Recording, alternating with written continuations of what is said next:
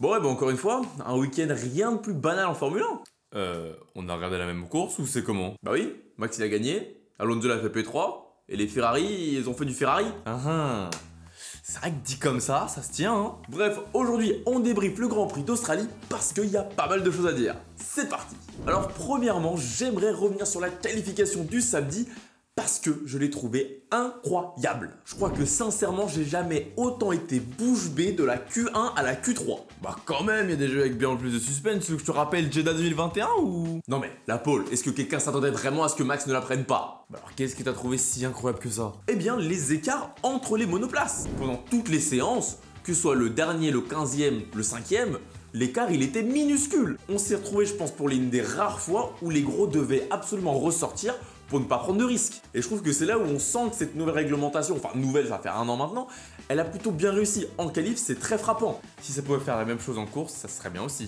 Oh, sois pas mauvaise langue. On sait qu'en course, la victoire, ça joue entre Red Bull et Red Bull. Mais pour le reste, les écarts sont vachement serrés. Donc voilà, pour revenir à la qualif, quand tu vois que Hülkenberg en Q2 avec une A6 place P5, certes c'est la Q2 mais quand même. Certes, mais la qualification ça reste un jeu à 20 voitures et à la fin c'est Max Verstappen qui gagne. Alors oui, à la fin, Verstappen finit par coller une claque à tout le monde, mais en vrai, Russell, il était pas si loin que ça. Hein. 2 dixièmes avec la Mercedes, c'est une sacrée belle réussite. Donc niveau performance pure, je trouve que cette grille cette année, toutes les monoplaces sont assez proches. Et que ce soit Mercedes, Ferrari, Aston, bon, Perez, parce qu'on va pas compter Verstappen, et évidemment Nico Hülkenberg, c'est assez serré pour la Q3. Ouais, je suis d'accord, d'un week-end à l'autre, les grilles peuvent changer et c'est vraiment cool, hein. Maintenant, pour la course, j'aimerais commencer par aborder le cas des Mercedes. Non, parce que 1 et 2 au 3e virage, moi j'aurais pas parié là-dessus, hein. Je te rassure, moi non plus. Et puis en vrai, avant que Charles provoque la safety car, Russell il était déjà en train de creuser un écart. Alors certes, Verstappen il est remonté facilement après, hein. La voiture elle est toujours pas au niveau, c'est normal, en un claquement de doigts, en un week-end, tu redeviens pas premier, mais Mercedes c'était du niveau d'Aston, franchement très solide. Franchement, il y a un vrai step par rapport au week-end dernier, non? Alors un vrai step, je sais pas, ça me paraît un peu fort. Hein? Mais comment t'expliques cette performance alors? Bah Toto Wolff il a indiqué qu'il n'y avait aucune amélioration sur le monoplace, donc à partir de là, c'est pas forcément que la voiture est devenue plus performante. C'est surtout qu'ils ont trouvé un meilleur réglage pour faire fonctionner la voiture. Donc s'ils avaient trouvé un bon réglage à Bahreïn et à Jeddah, la monoplace elle aurait été aussi performante, hein. Donc finalement, quand ils comprennent un peu mieux leur monoplace, elle est pas si mauvaise que ça. Oh bah tu sais, des voitures mauvaises qui finissent dans le top 5, je pense que beaucoup signeraient pour avoir ça, hein. Mais oui, la compréhension, elle s'améliore chez Mercedes, c'est indéniable. Et puis quand à Imola, ils vont amener leur première grosse amélioration, là on va tout de suite voir si au final, ils sont dans la bonne direction ou pas. Donc Mercedes, Lewis, il finit 2 après une très belle bataille avec Alonso. Il a bien tenu, il a fait tout ce qu'il fallait. Et malheureusement pour son coéquipier George Russell, ça s'est moins bien passé. Et pourtant, ça partait très bien pour lui ce week-end, hein. Après bon, la mauvaise stratégie avec le drapeau rouge qui sort, ça il pouvait pas le prévoir. Et franchement, s'arrêter au stand à ce moment-là, c'était un move incroyable. Enfin incroyable, c'était le bon move à faire quoi. Et voilà, drapeau rouge et puis ensuite abandon sur le casse moteur, franchement... Très mauvaise fin de week-end pour lui. Donc au final, un sentiment mitigé, un peu de déception, mais de l'optimisme. Ouais, je pense qu'on peut conclure comme ça pour Mercedes.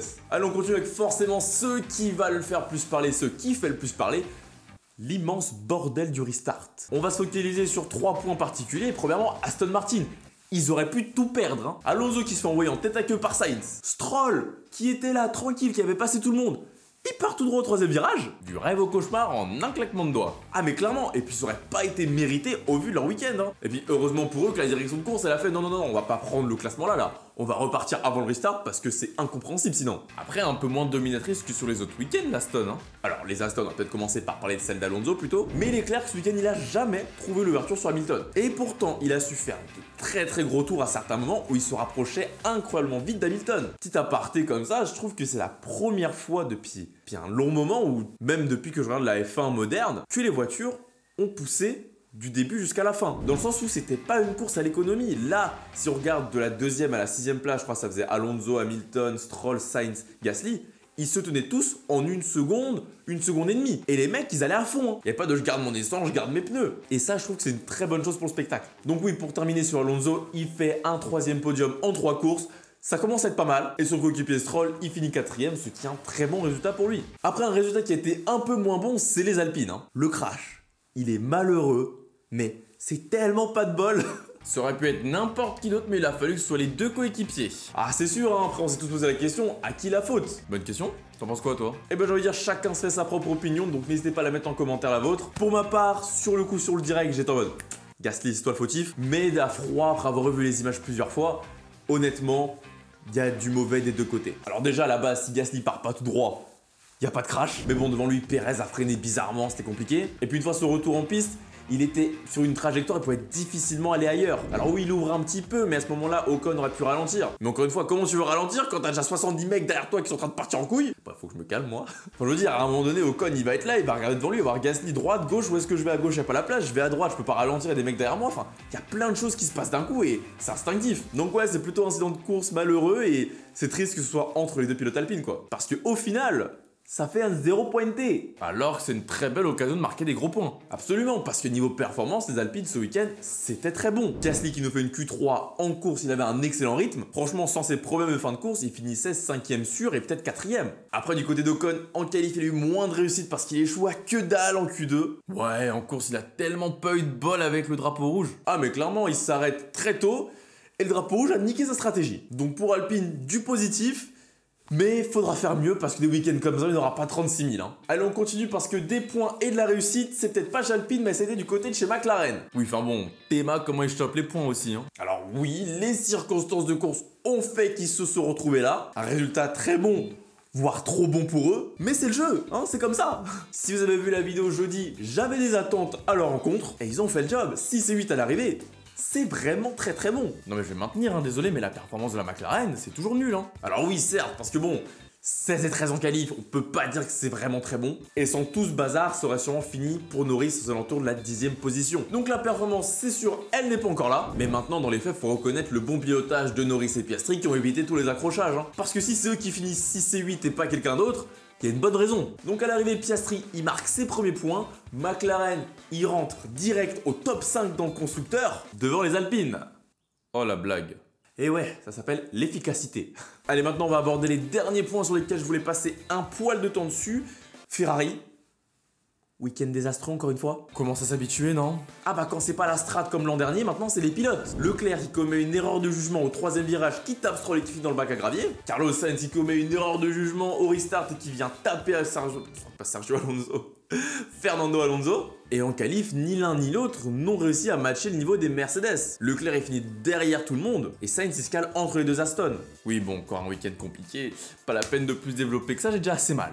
Ah c'est clair qu'on pourrait parler des heures et des heures de leur week-end catastrophique, mais ça servirait pas à grand chose. Donc ce que je vais finir c'est de dire bah qu'une nouvelle fois la saison elle est longue, donc je m'inquiète pas encore trop pour eux. Mais des week-ends comme ça, faudra absolument pas les réitérer parce que sinon ça deviendra très compliqué. Surtout pour le moral de l'équipe et c'est le plus important. Et on va terminer avec les deux pilotes qui m'ont bien impressionné ce week-end. Monsieur Nico Hülkenberg, pardonnez-moi, encore une fois, il nous fait une qualification, mais j'ai pas les mots. Je pense que Gunther, il a gagné son pari. Hein. Là, le mec est vraiment très très rentable. Alors certes, comme j'ai dit tout à l'heure, c'était que la Q2, mais sa P5 en qualif, c'était mais... Pour moi, c'était fou. Hein. Il va falloir ouvrir le débat sur ce gars un jour. Hein. Oh, clairement, on va voir si pendant le break j'ai un peu de temps parce que là, il y a des choses à dire. Parce que là, ce week-end, même en course, il a eu un bon rythme. Il se fait passer par Norris à la fin, certes, mais sur toute la durée de la course, il était là devant et il avait la même pace que lui, quoi. La même pace, quoi. Je suis bilingue, quoi.